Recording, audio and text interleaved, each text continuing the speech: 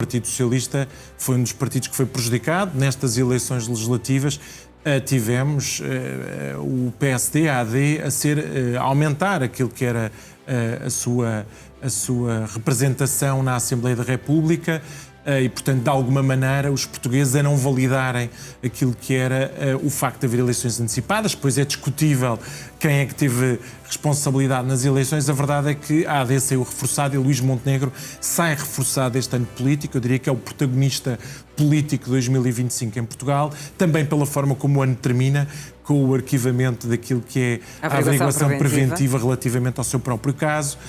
E tivemos esta consolidação. O PSD hoje tem um domínio dos principais órgãos de poder em Portugal, da Presidência da República, às autarquias, às freguesias. E, portanto, realmente o líder do PSD sai naturalmente valorizado e consolidado. Também diria que foi um bom ano para Luís Montenegro. Nesse sentido, foi um bom ano para Luís Montenegro. E para a AD, e portanto nós... E para o Chega? Também o facto de... E para o Chega reforçou aquilo que era a sua representação na Assembleia da República, ficou em terceiro em votos, mas em segundo em representação em deputados. O facto do Chega ter ganho esse reforço de poder fez também com que o Governo, de alguma maneira, procurasse políticas mais à direita. Nós tivemos um 2025 que foi muito marcado pelo Governo dar uma prioridade e um ênfase a políticas como a imigração, nacionalidade, em detrimento de outras prioridades que são muito mais sentidas pelos portugueses, como o Serviço Nacional de Saúde ou o tema relacionado com a habitação. Nós hoje olhamos para aquilo que é a comunicação do Governo, os temas, aquilo que centrou o debate, e vemos que o debate foi centrado não tanto nas prioridades de vida dos portugueses, mas nestes temas como a imigração e o tema da nacionalidade. E qual é a explicação que encontra para essas prioridades? Uma das explicações que eu tenho, obviamente, é o facto do Chega ter aumentado a representação e do Governo sentir a necessidade de preencher parte desse espaço político. E o facto do Governo também não estar a ter sucesso nas políticas de saúde ou de habitação. Nós olhamos para alguns dados relativamente ao tema da habitação e nós vimos o preço da habitação aumentar, nós vemos as rendas aumentarem, nós vemos na saúde dificuldades diárias no Serviço Nacional de Saúde, continuamos a ter neste período particularmente difícil do inverno problemas sérios nas urgências, aqueles temas que o Primeiro-Ministro destacou nas eleições de 2024 que resolveria muito facilmente, continuam todas por resolver, nomeadamente a questão das consultas de medicina familiar, o problema que temos hoje em dia no atendimento do Serviço Nacional de Saúde no SNS 24. Portanto, nós temos problemas graves naquilo que são as prioridades de vida das pessoas, e nessas duas áreas... e o Governo, de alguma maneira, a desviar atenções para temas em que procura ocupar um espaço político e Chega, de alguma maneira, E nessas duas áreas específicas que agora acabou de referir, saúde e habitação, não identificou aqui qualquer avanço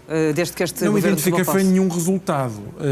Portanto, nós continuamos dúvidas sérias sobre a condução política da pasta da saúde, uma persistência, uma teimosia do Primeiro-Ministro na atual Ministra da Saúde, com os problemas a manterem-se. Hoje em dia até nem é a Ministra que já dá a cara, já é o Diretor Executivo do SNS que praticamente dá diariamente a cara pelos problemas que nós temos no Serviço Nacional de Saúde, uma tentativa do Governo poupar. Eu acho que este é um tema claramente por resolver. Eu acho que o Governo quer que o tema da imigração, quer com o tema da nacionalidade, quer com o tema da legislação laboral, que não estava no seu programa eleitoral como uma prioridade, o Governo desvia de alguma maneira a atenção, procurando ocupar um espaço político mais à direita, porque sente que necessitava de ocupar esse espaço político por causa das eleições legislativas. O ano termina com as eleições presidenciais, com a convicção que nós todos temos que não se resolverá na primeira volta, que está bastante dividido e fragmentado, nos primeiros, nas sondagens, os candidatos melhor posicionados, todos com diferenças muito pequenas entre eles. O que é que diria que acabou por caracterizar esta pré-campanha? Eu acho que esta pré-campanha acaba por se caracterizar não por uma consolidação de quem arrancava na frente, mas por uma aproximação de quem estava imediatamente atrás. Ou seja, nós vemos António José Seguro, André Ventura e Coutinho Figueiredo a subir nas intenções de voto e Marcos Mendes e Gouveia Melo a cair, Marcos Mendes a resistir, mas está com muito pouca vantagem e em algumas sondagens até aparece em segundo. Noutros casos, vemos que estes 3 candidatos a subir. E, portanto, nós hoje temos uma incerteza relativamente a quem passa à segunda volta, com António José Segura mostrar capacidade de consolidação de voto no centro-esquerda. E, portanto, realmente há uma incerteza relativamente às eleições presidenciais. Vamos avançar para a sua escolha de hora de ponta e neste caso falamos do balanço político, mas a nível externo. Sim. E não há como não falar em Donald Trump e nos Estados Unidos e na forma como isso acabou por definir toda a política internacional. Toda a política internacional. Eu acho que Donald Trump, o segundo mandato de Donald Trump é marcante a todos os níveis. Muito diferente do primeiro? Sim.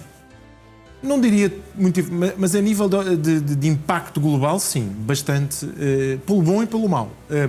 Eu acho que destaco aqui 4 aspectos. As tarifas, inevitavelmente, Donald Trump arranca com política comercial muito agressiva, a quebrar parcerias estratégicas de sempre com a União Europeia, com o Canadá, e, portanto, muito agressivo, parecendo que é uma técnica negocial, ou seja, sempre na perspectiva de arrancar com notícias muito más para depois procurar um meio termo. E foi o que acabou por acontecer. Foi o que acabou por acontecer, sendo que hoje uma enorme dúvida sobre o impacto que esta política tem, inclusivamente em termos internos, com a popularidade de Donald Trump a cair, com a incerteza relativamente àquilo que é o impacto na vida dos americanos. Segundo aspecto que eu destaco, a tentativa dos Estados Unidos imporem a sua força contra o multilateralismo internacional, portanto, a tentar quebrar o multilateralismo em matérias como o ambiente, em matérias como cultura, em matérias como várias dimensões, a tentar fragilizar as Nações Unidas e o multilateralismo para impor, de alguma maneira, sempre a sua dimensão. Uma terceira aspecto, parece-me, que é o confronto com a União Europeia, a nova estratégia da segurança interna americana que coloca a União Europeia como um adversário, um aliado de sempre é desta vez visto como um adversário, portanto uma estratégia dos Estados Unidos de dividir a Europa e enfraquecer a Europa. E por último destaco o envolvimento dos Estados Unidos nos temas da paz, ou seja, de forma bastante peculiar, mas um envolvimento dos Estados Unidos, quer no tema da faixa de Gaza, quer da Ucrânia, quer no tema da Ucrânia.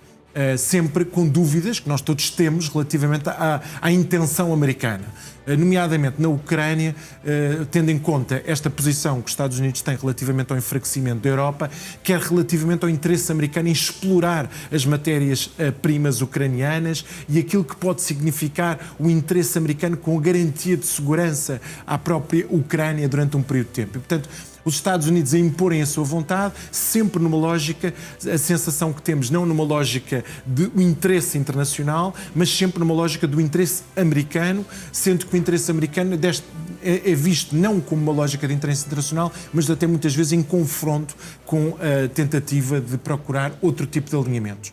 E, portanto, os Estados Unidos foram marcantes e penso que vão continuar a ser marcantes naquilo que é as perspectivas de 2026. E o que é que diria que é o melhor e o pior em termos de acontecimentos internacionais deste 2025?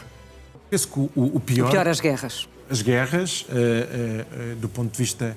O melhor também, a tentativa agora recente da paz. Portanto, a expectativa que todos nós temos, que existe a paz, colocar-se-á sempre a pergunta se é duradoura ou não é duradoura, que tipo de soluções é que se vão encontrar na faixa de Gaza, que tipo de processo de paz é que existirá na Ucrânia e será que Israel nomeadamente, neste caso aqui Putin, vão ou não, de alguma maneira, participar numa lógica de garantir que realmente há um interesse ou não do ponto de vista daquilo que é a manutenção da paz. E, portanto, esta é a grande dúvida que nós temos e que se transporta para 2026, sendo que 2025 termina com esta expectativa que nós todos desejamos que possa significar uma paz duradoura nestes 2 territórios que têm embalado, obviamente, internacionalmente todo o mundo.